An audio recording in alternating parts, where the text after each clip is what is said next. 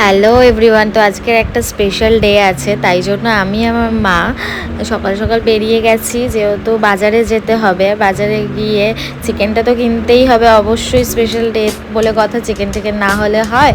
তো আমরা আর মাই চিকেনটা ওয়েট করছিলাম। আর এই দেখো একটা গোলু মলুসা চিকেন মানে মুরগি একটা গোলু মলুসা। আর ঠিক মা বসে আছে, মায়ের পাশে গিয়ে ও বসেছে আমাদের সাথে যাবে বলে, বাট না, ওকে আমরা নিই।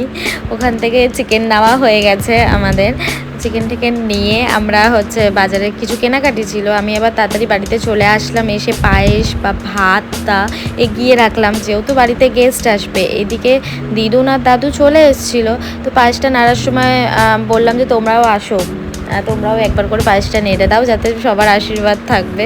আমি এদিকে চিকেনের প্রিপারেশন স্টার্ট করে দিয়েছিলাম, যেহেতু তাড়াতাড়ি করে নিতে হবে, যে বাচ্চাটা আসবে আমার জায়ের ছেলেটা, যেহেতু আমার বাড়িতে ফার্স্ট টাইম আসবে। এই দেখো চলেও এসছে। মা তাকে শাক বাজিয়ে তাকে ভেতরে বাড়িতে আনছে। এটা মামুনি, মেনো আর আমার দিদুন। তো ও বাড়িতে ঢুকেছে পুচকুটাকে নিয়ে, আমার ভাই। তো ভাইয়েরই আজকের জন্মদিন, তার জন্য তাই জন্যই আমরা মানে তাড়াতাড়ি কাজগুলো সেরে নিচ্ছি। বাড়িতে তো গেস্ট আসবেই, মানে চলে এসছে, আরও আসার কথা ছিল, তো তারা আর আসেনি।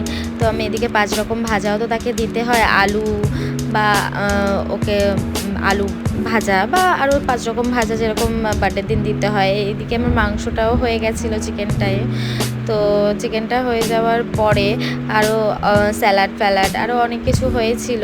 আর এদিকে দেখো পুচকুটাকে খাওয়াচ্ছে, এত দুষ্টু করছে, মাথায় হাত বোলালেই দেখো চোখটা ওপরের দিকে করে নিচ্ছে। ও এত শান্ত, আর সববার কোলে যায়। আর আমার চিকেনটা এদিকে কষানো হয়ে গেছে, অনি এসে বলছে আমাকে একটু দাও না গো। মানে ও যখনই ও চিকেন বাড়িতে হয়, ওকে আগে একটু তুলে রাখতে হয় ওর জন্য।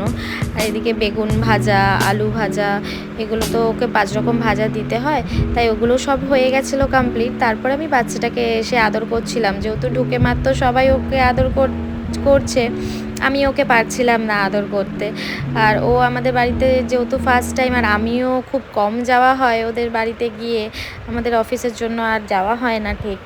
তো ওকে আদর করছিলাম, আর এতটা দেখো এত স্মাইল করছে, ওর সাথে যেমনটা আমি খেলছি ও তেমনভাবেই খেলছে, কিন্তু খাওয়া ভুলে গেছিলো, ও খাচ্ছিল। আর এইদিকে ভাইকে দুপুরবেলা প্লেট সাজিয়ে ওর যা যা খাবার আছে ওকে সাজিয়ে দিলাম। আর রাতের দিকে যেন ওই বাড়িতে আমরা একটা ছোট্ট একটা কেক এনেছিলাম, সবাই চলে গেছিলো, কেন সন্ধ্যের আগে বাচ্চাটাকে নিয়ে বেরিয়ে যেতে হয়েছিল মামুনিদের। তারপর একটা ছোট্ট একটা কেক এনে আমরা কয়েকজন মিলে আমরা সেলিব্রেট করলাম বা জন্মদিনটা এক এক করে। তোমাদের কেমন লাগলো আমাকে অবশ্যই জানিও। চলো টাটা।